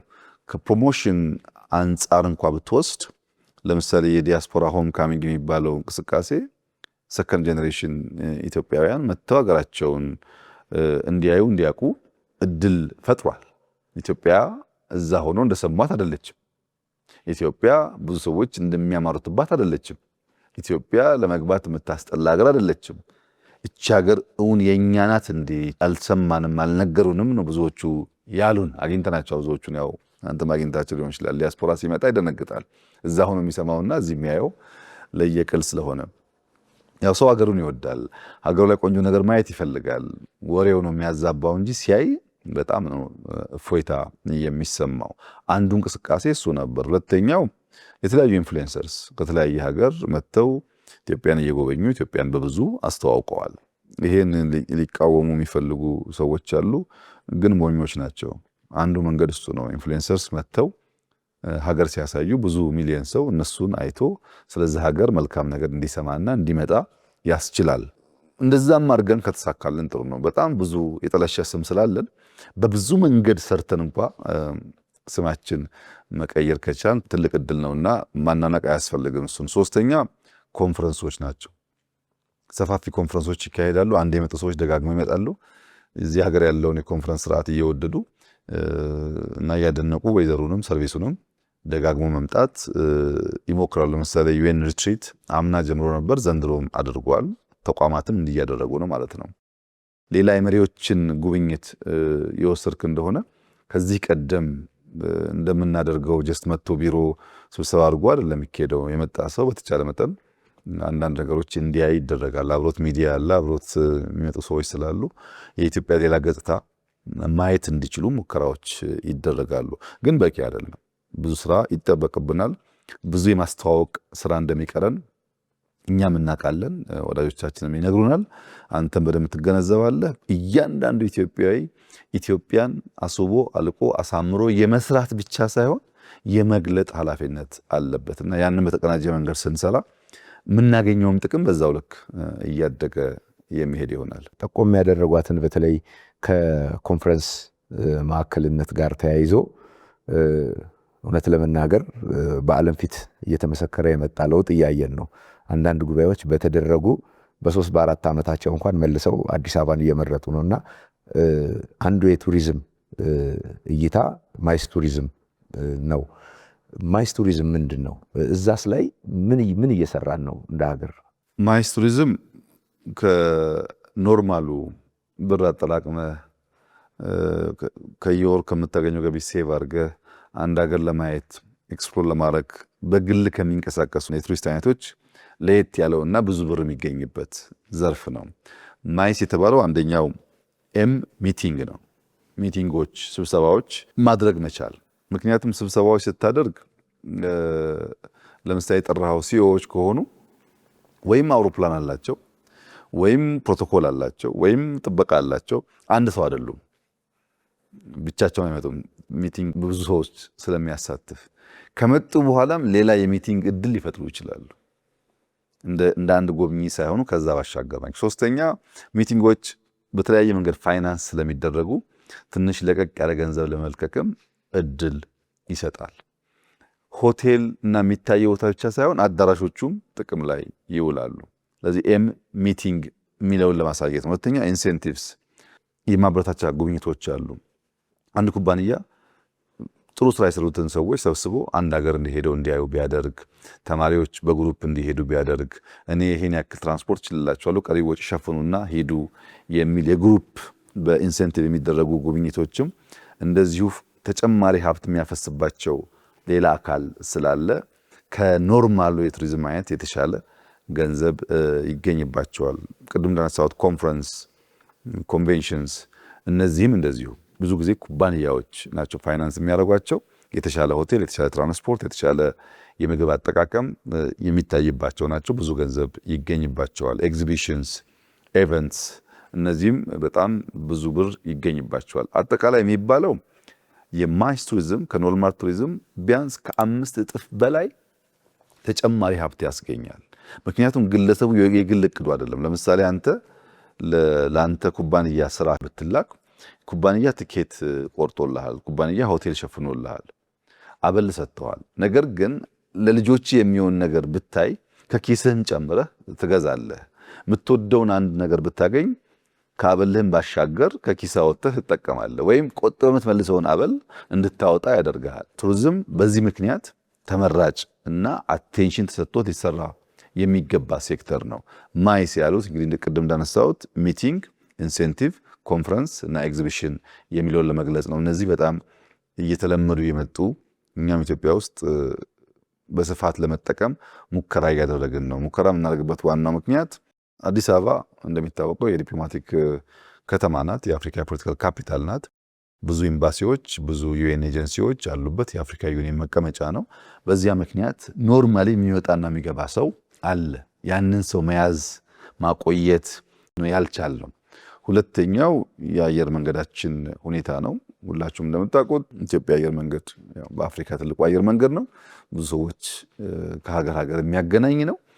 ያንም እንደ አንድ ኤንትሪ ፖይንት መጠቀም ያስችላል። ለስብሰባውም፣ ለኮንፈረንሱም፣ ለኢንሴንቲቭም አየር መንገድ ስላለ እዛ ሂዱ የሚታይ ነገር ስላለ ሊባል ስለሚችል ይሄን ደምረን በመጠቀም ከቱሪዝም መስክ የምናገኘውን ሀብት ጥቅም ማበራከት የሚያስችል ተጨማሪ ምንጭ ነው ማለት ነው። ሌላው እንግዲህ አንዱ ለቱሪዝም ገበያ የምናበቃው ወይም ደግሞ ወደኛ ጋር ሰዎች የሚመጡት ታሪካዊ ቅርሶቻችን ለማየት ነው። ባለፉት ዓመታት የለውጡ መንግስት ብዙ ታሪካዊ ቅርሶችን የመጠገን ስራዎች ሰርቷል። አንዳንዶቹ ከጥገናም ያለፈ ብያኔ የሚሰጣቸው ናቸው። ግን በዚህ ስራ ውስጥ የተወሰኑ ሰዎች ስጋት ይሰማቸዋል። ቅርሶቹ አይጠፉም ወይ የሚል ስጋት አለባቸው እና እንደው ተግባሩ ምን ይመስላል? ስለ ስጋቱስ ምን መልስ ይሰጣሉ እርስዎ? የኢትዮጵያ ሕዝብ በሚሰሩ ስራዎች ቅርስ ይጠፋብኛል ብሎ ይሰጋል ብዬ አላምንም። እንደዚህ አይነት ስጋት አላይም። ግን የኢትዮጵያ የፖለቲካ ልምምዳችን ደካማ ከመሆኑ የተነሳ ስለ ሁሉም ነገር ተቃውሞ የሚያንጸባርቁ ሰዎች አሉ። ካልሰራህ ለምን አትሰራም? ስራህ እኮ ነው ይልሃል። ከሰራህ ደግሞ ቅርስ ታበላሻለህ፣ አትስራ ይልሃል። ለምሳሌ ኮሮና መጥቷልና ምርጫ ማድረግ አንችልም ስትል እንዴት ምርጫ አይደረግም? ምርጫ መደረግ አለበት በኮሮናም ቢሆን ይልሃል። ኮሮና ጠፍቷል፣ አሁን ሪሌቲቭሊ ደግሞ የተሻለ ጊዜ እናድርግ ደግሞ ስትል ምርጫ መደረግ የለበትም አሁን የምርጫ ጊዜ አይደለም ይልሃል። ህገ መንግስት ካልተቀደደ ይልሃል። ግድ የለም መቀየር ከሆነ ፍላጎታችሁ እንወያይ፣ እንነጋገር፣ ህዝቡ ይወስንበት፣ መቀየር የሚገባው ፓርት ካለ መሻሻል የሚገባው ካለ እናሻሽል፣ መነካት የሌለበት ካለ እና ቆይ ግን በውይይት እናድርገው ደግሞ ስትል ውይይት አያስፈልግም ይሉሃል። ያው እንደዚህ አይነት የፖለቲካ ልምምድ ኢትዮጵያ ውስጥ አለ። ግን ጎንደር ሄደህ ፋሲልን ትናንት የሚያውቁ ሰዎች ፋሲልን ዛሬ በሰራንበት መንገድ ቅርስ ጠፋ የሚል ስጋት 1% አታገኝም። ከኩራት ከደስታ ከማመስገን ውጪ ያ ስሜት የለም። ላሊበላ ብትሄድ ባሉ አንዳንድ ችግሮች ተራዝሞብናል፣ ጊዜ ወስዷል። ስራው ግን በውጭ ሙያተኞች ነው የላሊበላን ስራ የጀመርነው። ላሊበላ አባቶችን ብታናግር አሁን እየተሰራ ያለው ስራና ጥንቃቄ ላሊበላን የሚጎዳ የሚያፈርስ ነው ብሎ በፍጹም አያስቡም። አባጅፋር ጅሬን ብትሄድ የአባጅፋር ቤተመንግስት ትናንት የነበረበትን መልክ የሚያውቁ የጅማ ሰዎች አሁን ያለውን ስራ ሲያዩ ቅርስ ጠፋብን ብለው እንደዛ አይሰማቸውም። ወይም ጀጎል ብትሄድ እንደዛ አይሰማቸውም። ቅድም እንዳነሳሁት ከ35 በላይ ከኢትዮጵያ በተለያየ ዘመን የተወሰዱ ቅርሶች አስመልሰናል። እንኳን ልናጠፋ የተሰረቁ የተዘረፉ የጠፉትም አስመልሰናል። ገናም ብዙ ንግግር ላይ ያሉ አሉ። ለምሳሌ የኃይለ ሥላሴ መቀመጫ የነበረ በጣም የሚያምር ዙፋን መቀመጫ ወንበር ሌላ ሀገር ነው ያለው። በቅርቡ ይመጣል። ስንነጋገር ቆይተናል። እናስመልሳለን። ቅርስ እኛ የምናስመልስ የምንጠብቅ ነን እንጂ የምናፈርስ አይደለንም። የሚኒልክ ቤተመንግስት ተብሎ የሚታወቀውን የአራት ቤተመንግስት ወይም ታች ያለው ብሔራዊ ቤተመንግስት ከእድሳት በፊት ለሚያውቃቸው ሰው እውነቴን ነው የምነግርህ፣ እዚህ ዶሮ ማነቂያ ምናምን ከሚባለው ስፍራ የተለየ አይደለም። እኔ ያለሁበት ኦፊስ ያለሁበት ቤት እኮ በየጉራንጉሩ የቆርቆሮ ሽንት ቤት ያለበት መራመድ የማትችልበት ግቢ ነው የነበረው። በየጉራንጉሩ የተጣለ መሳሪያ፣ የተጣለ መኪና፣ ሽንት ቤት ምናምን የምታይበት፣ ጫካው የሚያስፈራ፣ መብራት የሌለበት፣ ወኮይ የሌለበት አስፈሪ ግቢ ነው የነበረው። አሁን በሚሊዮን የሚቆጠር ሰው ያየዋል። ያ ቤተ መንግስት ቅርስ ተበላሸ ብለህ በእውነትና በፋክት የምታወራ ከሆነ ብዙም አሳማኝ አይደለም። ብሔራዊ ቤተ መንግስት መኪኖቹ ሌላው ቀርቶ መኪኖቹ እኮ በስብሰው ሞተዋል። መኪኖቹን አድሰን እንዲነሱ ማድረግ በራሱ በጣም ሰፊ ስራ እኮ ነው። ቆርቆሮ ፓርኪንግ የነበረውን የሰራነው ፓርኪንግ አሁን እንዴት ታገናኘዋለህ? ቤተ መንግስቱ በራሱ ውስጡ ታች አንደርግራውንድ ጎርፍ ነበር፣ መራመድ አትችልም። እኔ ያየሁትን ነገር ነው ነገር ፈራሽ ነበር። እና ቅርስ ይፈርስብኛል ብሎ ከመስጋት አይመስለኝም። ስራዎቻችን ፍሬዎቻችን የሚናገሩት እንደዛ አይደለም። ነገር ግን ሁሉም ነገር ብትሰራም ባትሰራም መቃወምን እንደ ፖለቲካ ለሚያስቡ ሰዎች እንደዚያ ሊሆን ይችላል። ግን የተሰራው ስራ ያንን ምልክት አያሳይም። አሁን አንተ ባሌን ታውቀዋለህ። ሶፍ ዑመር ላይ የተሰራውን ስራ እንዴት አድርገህ ነው ቅርስ ማጥፋት የምትለው? ከዚህ ቀደም ልትገባ አትችልም። ሽታው፣ መንገዱ፣ ሁሉ ነገር አያስኬድም። አሁን በጣም ከፍተኛ ለውጥ አለ። ጠፋ የሚል ድምዳሜ አያስይዝም።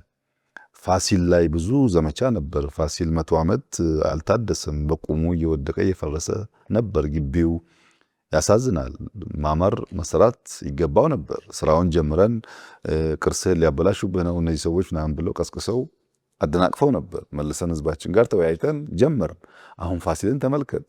እኛም ፈረንጅም ማንም የመጣ ሰው ይኮራበታል። ለሚቀጥሉት 50-60 ዓመታት ለልጆቻችን የሚሻገር ስራ አድርገነዋል። እና ቅርስ የሚያጠፋ ብዙ ፍላጎትም የለም። ለምሳሌ ይሄ ቦታ እኮ አልነበረም። በፕራይቬት ሴክተር እንዲሰራ አመቻችተን አግዘን ያሰራ ነው። ስለዚህ እንዲጠፋ የሚፈልግ ሰው እንደዚህ ያለውን ነገር አይሰራምና ከስጋት ጀኑን ከሆነ ስጋት ሲመነጭ ሰው ካየ በኋላ አይ እንደዚህ አልመሰለኝም፣ ይሄማ ከሆነ መልካም ነው ብሎ ይቀጥላል። ግን ፖለቲካል ኢንቴንሽን ካለው ቢያይም ባያይም ብዙ ለውጥ የለውም። እንደዚህ አይነቱም ብዙ መጨነቅ አያስፈልግም፣ መስማት አያስፈልግም። መጓዝ ብቻ ነው የሚያስፈልገው። እኛ የተከተልነው መርህ ለጥራት እና ለትክክለኝነት የተለየ ትኩረት ሰጥተናል። ጥራት ያስፈልጋል፣ ትክክለኛ መሆን ደግሞ አለበት። ሁሉንም ሃይማኖቶች፣ ሁሉንም ከባቢዎች፣ ሁሉንም ታሪኮች በእኩል የሚያወጣ መሆን አለበት። ናሬሽኑ የኢትዮጵያን አጠቃላይ መልክ የሚያሳይ መሆን አለበት። ለዚያ ደግሞ በትክክለኝነት መሰራት አለበት በሚል ነው። የተሰሩ ስራዎች በሙሉ ስታይ ቴስታችን የኳሊቲ ደረጃው ከፍ ያለበት ሁኔታ በጣም ጥሩ ነው። ብዙ ሙያተኞች ከሀገር ውስጥ ከውጭ ለመጠቀም ሞክረናል። በማናቅባቸው ሴክተሮች ከፍተኛ የሆነ የአመራር ክትትል ይደረግበታል። ሁሉም ስራዎች በትኩረት በክትትል በድካም ነው የምናሰራው። ውጤቱ እንዳየኸው ነው። እኛ በጣም በጣም በጣም ደስተኞች ነን። በቱሪዝም ሴክተር ኢትዮጵያ ለዓለም ለዜጎቿ አውጥታ ማሳየት የምትችላቸው ነገር የተገለጠበት ልክ ድካሙንና ወቀሳውን የሚሻገር ስለሆነ ያለው ስራ የሚያመላክተው ቅርጽ ጠባቂዎች፣ አስዋቢዎች፣ አሻጋሪዎች፣ አይንገላጮች መሆናችንን የሚያሳይ እንጂ ሌላኛውን ገጽ ስላልሆነ በዚያ መንገድ ነው እኔ የምረዳው። ሌላው ደግሞ ባለፉት የለውጡ ዓመታት በሁሉም አቅጣጫ የተለያዩ የቱሪዝም ፕሮጀክት ሰርታችኋል። ሁሉም አካባቢዎች እንደው እርስዎ የተለየ የሚሉት የበለጠ ወደዋለሁ፣ እደሰትበታለሁ፣ ይለይብኛል የሚሉት የትኛው ፕሮጀክት? በሰራናቸው ፕሮጀክቶች ማንን ከማን ታስበልጣለህ? ኢትዮጵያ ውስጥ ያሉ ስራዎች በሙሉ ውቦች ናቸው። የተሰሩ ስራዎችም እንደዚሁ አስደማሚ ናቸው። በእርግጥ የትኛው ጋር መቼ ሊሄድ ብለህ ታማርጥ እንደሆን እንጂ በዩናን ብትወስድ በበረሃ ውስጥ ገነት ነው የተሰራው። በጣም በጣም አስደናቂ ስራ ነው። ሶፍመርን ብትወስድ እጅግ አስደማሚ ስራ ነው። ጎርጎራን ብትወስድ እጅግ አስደናቂ ስራ ነው። ወንጪን ብትወስድ፣ ሀላላን፣ ጨበራን፣ ሸበሌን፣ ንኢሌን፣ ሚዛን ደንቢን ምንም የምትተወው ስራ ያለ አይመስለኝም። የትኛው ጋር መቼ ሊሄድ ብለህ ሲዝን ትመርጥ እንደሆን እንጂ አብዛኛዎቹ በጣም በጣም ቆንጆ ስራዎች ናቸው። የባለፉቱን ከማነሳ ግን እኔ አሁን ሰሞኑን የምናስመርቀው የአርባ ምንጩን ፕሮጀክት ትንሽ ገባ ብዬ ባነሳልህ የሚሻል ይመስለኛል። የአርባ ምንጭ ፕሮጀክት ቅድም እንዳነሳሁት ማይስን ታሳቢ ያደረገ ነው። ፕሮጀክታችን ጋር ትልቅ አዳራሽ ሰርተናል። በሺ የሚቆጠር ሰው የሚይዝ አዳራሽ ሰርተናል። ለመጀመሪያ ጊዜ አዲስ አበባ ላይ የሺፒንግ ላይንስ ሄድኳርተር ከተሰራው ውጪ ከወጣ በኋላ የሚሽከረከር ሬስቶራንት የለም። አርባ ምንጭ ላይ ነው የሰራ ነው። ላይ መጨረሻ ፎቁ ላይ ከወጣ በኋላ ይሽከረከራል። ያ ሳይሆን የሚገርመው ግን ያ ሁሉ የተሰራው ውሃ ውስጥ ነው። እዛ ሐይቅ ውስጥ ነው ገብተህ ወደ ላይ የሚወጣው የሚሽከረከር ሬስቶራንት የተሰራው። ከኤርፖርት 5-6 ኪሎ ሜትር ነው። ከኤርፖርት ጋር በጥሩ መንገድ ተገናኝቷል። በጣም ብዙ የላንድስኬፕ ስራ ተሰርቷል። ውብ ነው። የትኛውም መስፈርት ለኮንፈረንስ ሄዶ ለማረፍ በጣም በጣም ምርጥ ስራ ነው። እንግዲህ የኛ ስራ ብቻ ግን አይደለም። አርባ ምንጭ በጣም ሰፊ ሊጎበኝ የሚችል አስደናቂ ተፈጥሮ እና በጣም ሰላም የሆነ ህዝብ ያለበት ከባቢ ነው።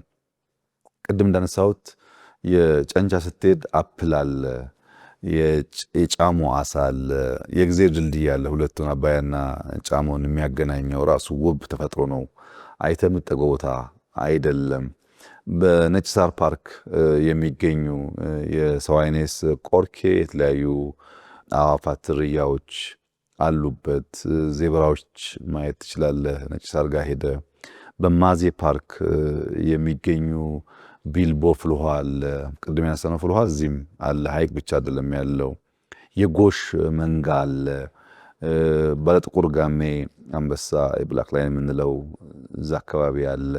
ብዙ ነገር ነው ያለው። ልዩ ልዩ ወንዞች አሉ አርባ ምንጭ አካባቢ። ለምሳሌ የማዜ ወንዝ አለ፣ የባሶ ወንዝ አለ፣ ሃሬ አለ፣ ኩሉፎ አለ፣ ሲሌ አለ፣ ሴጎ አለ፣ ሌማሴ አለ።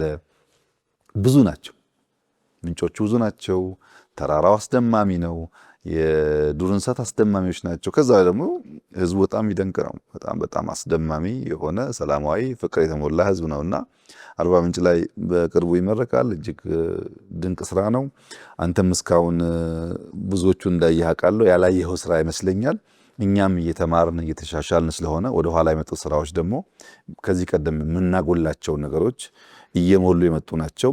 አርባ ምንጩ አንዱ ብዙ ቱሪስት የሚስብ አስደናቂ ቦታ እንደሚሆን ተስፋ አደርጋለሁ። ግን ሁሉም እንዳያቸው ሁሉም በጣም በጣም ምርጥ ስራዎችና ምርጥ ቦታዎች ናቸው። ኢትዮጵያውያን በተቻለ መጠን እነዚህ ስፍራዎች እያዩ እንዲታወቁ የማድረግ ስራን አስበው ቢሰሩ መልካም ነው ብዬ አስባለሁ። በጣም ብዙ የተደከመባቸው፣ ብዙ የተወጠነባቸው፣ ብዙ ሀብት የፈሰሰባቸው ናቸው።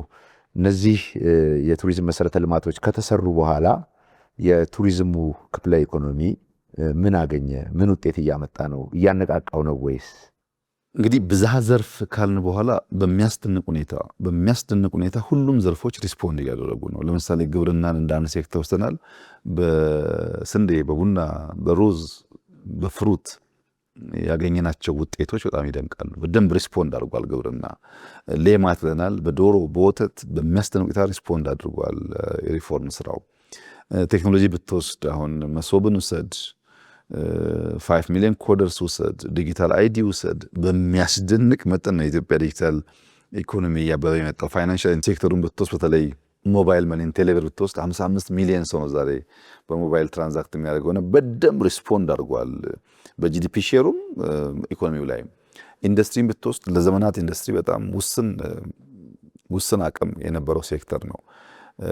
አሁን የተሻለ ኤክስፖርት የሚገኝበት ሴክተር ከጨርቃጨርቅ ወጥቶ ሶላር ኤክስፖርት የምናደርግበት ሴክተር ሆኗል። ማይኒንግ ብትወስድ 30-40 ሚሊዮን ዶላር በላይ የማይገኝበት አሁን ቢሊየንስ የሚገኝበት ሆኗል። በቱሪዝምም እንደዚሁ ነው። እንደው ደምረህ እንኳን ብትወስድ በዚህ ዓመት ከ10.78 እስከ 11 ቢሊዮን ዶላር ኤክስፖርት እናደርጋለን። ይህ ከ2-3 ዓመት በፊት 3 የነበረ ማለት ነው። በስንት እጥፍ እንዳደገ ተመልከት። ብዝሃ ዘርፍ ሲሆን ሁሉም ዘርፍ የራሱን ድርሻ ሲያዋጣ ሲደመር የኢትዮጵያን ኢኮኖሚ በከፍተኛ ደረጃ የሚያሳድግ ሆኗል። በዚህ ዓመት 10.2% ጂዲፒ እድገት እንጠብቃለን። ይሄ እድገት በድፍን አፍሪካ የለም፣ ኢትዮጵያ ብቻ ነው ያለው። ያ የሆነበት ምክንያት ሁሉም ሴክተሮች በደንብ ሪስፖንድ ማድረግ ጀምረዋል። የቱሪዝም ብቻ ግን ብትወስድ በዚህ ዓመት 1.4 ሚሊዮን በላይ ጎብኚ ኢትዮጵያን ጎብኝተዋል። 1 ሚሊዮን ማለፍ መከራ ነበር፣ ግን አሁን ዘንድሮ ከ1.4 ሚሊዮን በላይ ሰው ኢትዮጵያን ጎብኝተዋል። ብታወዳድር ብትፈልግ ከአምናው ጋር አምናው ከ100,000 ሰው በላይ ጨምሯል። ከአቻምናው ግን ስትወስድ ከ300,000 ሰው በላይ ጨምሯል። 2016 ከጎበኘው ሰው 18 ላይ ጎበኘው ከ300,000 በላይ ጨምሯል። ውጭ ምንዛሪ ገበያ አንጻር የወሰድክ እንደሆነ ከዘንድሮ አጠቃላይ ማይስን ጨምሮ በነበሩ የቱሪስት ፍሰቶች ከ5.2 ቢሊዮን ዶላር በላይ ተገኝቷል። በደንብ ሪስፖንድ እያደረገ ነው። እንደዚህ አይነት መጠን ያለው ሀብት ከዚህ ቀደም አናገኝም ነበርና የውጭ ቱሪስት ፍሰቱም ገቢውም እየጨመረ መጥቷል። የምንፈልገው ደረጃ አልደረሰም፣ ግን ለውጡ የሚታይ የሚጨበጥ ነው። የሀገር ውስጡ በጣም ያስደንቃል። ሀገር ውስጥ ዘንድሮ ምን ያክል ሰው ተንቀሳቅሶ አዲስ አበባ ከአዲስ አበባ ውጭ ያሉ ዴስቲኔሽኖች አየ ብትባል ለማመን ይከብዳል። ከ50 ሚሊዮን ሰው በላይ 50.16 ሚሊዮን ኢትዮጵያውያን የተለያዩ ቦታዎች ጉብኝት አድርገዋል በዚህ ዓመት። ይህንን ቁጥር ከአምና አንጻር ካየ በ1.8 ሚሊዮን ብልጫ አለው ከአምናው። ከአቻምናው ግን በ9.4 ሚሊዮን ሰው ብልጫ አለው። አቻምና ከነበረው በተጨማሪ 9.4 ሚሊዮን ኢትዮጵያውያን ዘንድሮ ሀገራቸው በተለያየ ቦታ ጎብኝተዋል ማለት ነው። በሀገር ውስጥ ቱሪዝም ብቻ ከ79 ቢሊዮን ብር በላይ ተገኝተዋል በዚህ ዓመት። ሌላውን ትተኸኝ ፓላሶቹ ቢሊየንስ ገቢ ያስገብቷል። አድዋ በጣም ብዙ ብር እያስገባ ነው ያለውና 79 ቢሊዮን ብር ተገኝቶበታል። ሎካሊ ከውጭ 5.2 ቢሊዮን ዶላር ተገኝቶበታል። በገንዘብም በጎብኚ መጠንም እድገት እያሳየ ነው። ከዓለም አቀፍ ስብሰባዎች አንጻር የወሰድክ እንደሆነ በዚህ ዓመት 204 ኢንተርናሽናል ኮንፈረንሶች ኢትዮጵያ ውስጥ ተካሂደዋል። 204። ይሄ ከአምናው አንጻር በ50 ስብሰባዎች ብልጫ አለው። ከአቻምና አንጻር 166 ብልጫ አለው። ዘንድሮ 204 ነው። 2 ዓመት በፊት ከነበረው ከ166 በላይ በቁጥር ብልጫ አለው። ከፍተኛ እድገት እየመጣ ነው ማለት ነው። ፍላጎት እያደገ ኢትዮጵያ ሄዶ ኮንፈረንስ ማድረግ፣ ኢትዮጵያ ሄዶ ሪትሪት ማድረግ፣ ኢትዮጵያ ሄዶ በግሩፕ መጎብኘት እየተለመደ የመጣ ጉዳይ ነው። የአፍሪካ ህብረትን ቢሆን ቁጥር በጣም እያደገ መጥቷል። ተሳታፊው ብዛት በዘንድሮ ዓመት ለማይስ ቱሪዝም ብቻ ለዚህ ለኮንፈረንሶች ብቻ 166,000 ሰዎች ተሳትፈዋል እና በቁጥር ስታይ፣ በገንዘብ ስታይ፣ በሰው ፍሎ ስታይ የቱሪዝም ሴክተሩ ልክ እንደ ግብርናው፣ ልክ እንደ ኢንዱስትሪው፣ እንደ ቴክኖሎጂው፣ እንደ ማይኒንጉ ሪስፖንድ እያደረገ የመጣ ሴክተር ነው። በገቢያችን ታየዋለህ። ኢትዮጵያ በዚህ ዓመት 1.5 ትሪሊየን ገቢ ትሰበስባለች ይባል ሰው ያምናል። ከለውጡ በፊት እኮ 100-200 የነበረ ነው። ኤክስፖርት ላይ ብቻ ሳይሆን በገቢም ተንጸባርቋል። አጠቃላይ የኢኮኖሚክ እንቅስቃሴው ብዙ ፈተና ያለበት እንኳ ቢሆንም አስደማሚ ውጤት እያመጣ ነው። ብዝሃ ዘርፍ መደረጉ ደግሞ በሁሉም ዘርፍ ኢኳሊ ባይባልም በየራሳቸው መጠን ሪስፖንስ ሲያደርጉ ያ ተደምሮ ደግሞ የኢትዮጵያን ኢኮኖሚ በከፍተኛ ደረጃ እየነካ ነው። ቱሪዝም መመረጡ ትክክል ነበር። ቱሪዝም ላይ ኢንቨስት መደረጉ ትክክል ነበር። ቱሪዝም በከፍተኛ ደረጃ ሪስፖንድ እያደረገ ይገኛል። በሰው ቁጥርም በገንዘብም እና አዋጭ እንደሆነ ይበልጥ ሊሰራበት እንደሚገባ ይበልጥ ማስተዋወቅ እንዳለብን ይበልጥ ማሰናሰል እንዳለብን የጎደለ እያየን መሙላት እንዳለብን የተማርንበት ስራ ነው። በጣም ውጤታማ ነው ማለት ይቻላል። በጣም አመሰግናለሁ። ብዙ ጊዜዎትን ተሻምተናል። እንደው ከመጨረሳችን በፊት ግን የሚያስተላልፉት መልእክት? ሄኖክ፣ የኔ መልእክት ኢትዮጵያ አንድ ሄኖክ አይበቃትም። ብዙ ሄኖኮች ሊበዙ ይገባል። አንተ በየሄድክባቸው ቦታዎች የሰራቸው ስራዎች ለቀናት በእግር መጓዝ፣ በድንኳን መተኛት፣ መድከም እንደነበረበት ታውቃለህ። እንደዚህ ያደክመ የሰራቸው ስራዎች ደግሞ ብዙ ሰዎች ብዙ ኢትዮጵያውያን አይተው ትምህርት ቀስመውበታል። ልክ እንዳንተ በየቦታው የሚለፉ ጊዜ ወስደው የኢትዮጵያን ልክና ገጽ የሚያሳዩ ሰዎች ያስፈልጋሉ። ቱሪዝም የጋራ ርብርብን ይጠይቃል። የመንግስት ፖሊሲ፣ የመንግስት ፍላጎት ብቻውን በቂ አይደለም። የፕራይቬት ሴክተር ፍላጎት ብቻውን በቂ አይደለም። የሚዲያ ሰዎች ፍላጎት ብቻውን በቂ አይደለም። እያንዳንዱ ዜጋ ለኮሌክቲቭ ጥቅም ለጋራ ጥቅም ሲባል መረባረብ ያለበት ኤሪያ ነው። ለምሳሌ ታክስ ሾፌሮች፣ የኢትዮጵያ ታክስ ሾፌር ከኤርፖርት ሰው ሲቀበሉ መርዶ ይናገራሉ። ምንም ሳይከፋቸው ሲምፐቲ ለመፍጠርና የሆነች ትርፍ ለማግኘት ብዙ ነገር ስራ የለም እኮ ተቸገርን እኮ እንደዚህ ሆና ይላሉ። ሰውየውን እያስፈራሩት እያስደነገጡት ሆቴል ሲደርስ ከሩሙ እንዳይወጣ ነው የሚያደርጉት። ቱሪዝም እንደዚህ አይሰራም። በተቻለ መጠን ስለ ሀገር መልካም ነገር በመናገር መልካም ነገር በማሳየት ሌላ ሀገር እኮ የምትሄድበት ሩት ራሱ መጥፎ ነገር እንዳታይ ሸፍኖ የሚወስዱ። እኛ ጋር ግን እንደዛ አይደለም። መንቃት አለብን። ሰው ሲመጣ ያለውን አፍስሶ ደስ ብሎት እንዲሄድ ደግሞ እንዲመጣ የኔም ስራ ነው ብሎ ሹፌሩ ሲያስብ፣ ሆቴል ሲገባ አንድ ቀን አንሶላ ውሃ ላለማስነካት ሰው ባደረበት አንሶላ ሰው ማሳደር የመጣው ሰውዬ ያስከፋዋል። ንጹህ መሆኑን ማረጋገጥ፣ ሳሙና መኖሩን፣ ፎጣ ንጹህ መሆኑን፣ ቤቱ መጸዳቱን፣ ሽታ የሌለው መሆኑን፣ ያልተከራየሩም ከሆነ ይሁነኝ ብሎ ቡና ቀልቶ ዕጣን ጭሶ ሽታው መቀየር ያስፈልጋል። የሆቴል ሰራተኞች ባለቤቶች ማሰብ አለባቸው። በዛች ቅጽበት በምትፈጠር ስህተት ኢትዮጵያ ላይ ያለ ምስልና አጠቃላይ ስራ ይበላሻል። የአየር መንገዱ፣ ኢሚግሬሽኑ፣ ብዙ ሰዎች ተደማምሮ የሚሰሩት ነው። አስጎብኚዎች ይፍጨረጨራሉ።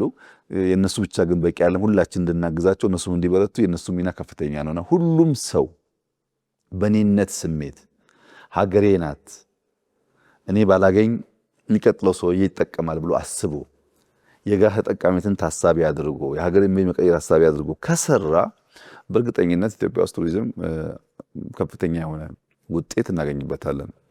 በውጭ ለሚኖሩ ኢትዮጵያውያንም በዚሁ አጋጣሚ ማስተላለፍ የምፈልገው መልእክት አንደኛ ሀገራችሁን እወቁ። ብዙዎቻችን አናቅም በእርግጠኝነት። እናንተም ካልቻላችሁ ልጆቻችሁ ይወቁ። ያወቃቸዋትን ኢትዮጵያ በልኳ መግለጥን ተለማመዱ። በልኳ በሚገባት ክብር ልክ መግለጥ ልመዱ። መንግስት ላይ መች ይችላል፣ ፖለቲካ ላይ መች ይችላል፣ ግለሰብ ላይ መች ይችላል። ሀገር ግን ሀገር ናት እና የሀገርን ኢሜጅ የሀገርን መልክ በሚያበላሽ መንገድ አንሂድ። እንሰልጥን፣ እንንቃ። ድሃ ያደረገን ድንቁርና አይደለም። ድሃ ያደረገን አለማወቃችን አይደለም። እንድንበለጥ ያደረገን የአመለካከታችን ፍሬ አይደለም።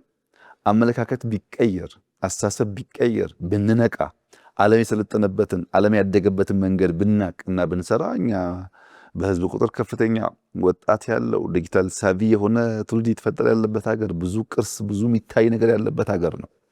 ደክመን ለፍተን ለልጆቻችን መልካም ነገር መተው እንችላለን፣ ግን ለአንድ ወገን የሚሰጥ ኃላፊነት አይደለም። ሁላችን መረባረብ አለብን።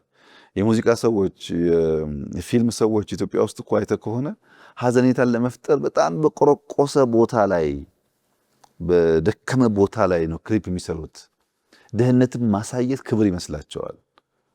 ግን ሆሊውድ እንዳይኸው በአንዲት ስፍራ የሚፈጠረው ተአምር በተቻለ ከተማ ደግሞ ሲወጡ ከተማውን ዘግተው የሚያሳዩቸው ፎቆች፣ የሚያሳያቸው ሰፈሮች እነሱ እንድናደንቅ እንድንወድ ካለ እነሱ ትልቅ እንደሌለ እንድናስብ በከፍተኛ ደረጃ አእምሯችን ላይ ስራ ሰርቷል እና እኛም መልካም መልካሙን መግለጥ፣ መልካም መልካሙን ማሳየት፣ መልካም መልካሙን መዝራት ለልጆቻችን ጠቃሚ እንደሆነ አስበን በርብርብ ከሰራን የኢትዮጵያ ሁኔታ መለወጥ የሚችል ነው ተስፋ አለኝ እና ኢትዮጵያውያን እንንቃ፣ እንሰልጥን፣ እንማር፣ ባለፈ ባረጀ አስተሳሰብና መንፈስ አንጓዝ።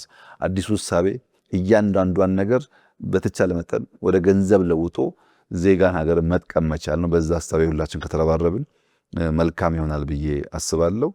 ጅማሮቻችን በጣም ጥሩዎች ናቸው። የነቁ የሚተጉ የሚለፉ ሰዎች አሉ፣ አንተን ጨምሮ። እነዚህ ሰዎች ተበራክተው ኢትዮጵያን በልኳ ገልጠን የሚገባንን ጥቅም እንድናገኝ በጋራ መረባረብ አለብን። እንስራ፣ እንልፋ፣ እንድከም። የድካም የላባችን ውጤት ያማረ መሆኑ አይቀሬ ነው። እስካሁን ያየነውም ይሄ ነው። የሚቀጥለውም እንደዚሁ ያማረ እንደሚሆን ምንም ጥርጥር የለውም ለማለት እወዳለሁ። እጅግ አድርጌ አመሰግናለሁ። ክቡር ጠቅላይ ሚኒስትር፣ በዚህ መልኩ ቱሪዝምን ጉዳይ አድርገን እንድንወያይ እድል ስለሰጡኝ በራሴ በመላው ቱሪዝም ቤተሰብ በኤንቢሲ ቴሌቪዥን እና በተመልካቾች ስም እጅግ አድርጌ አመሰግናለሁ። እኔም በጣም ነው የማመሰግነው። በርቱ፣ በርታ አንተ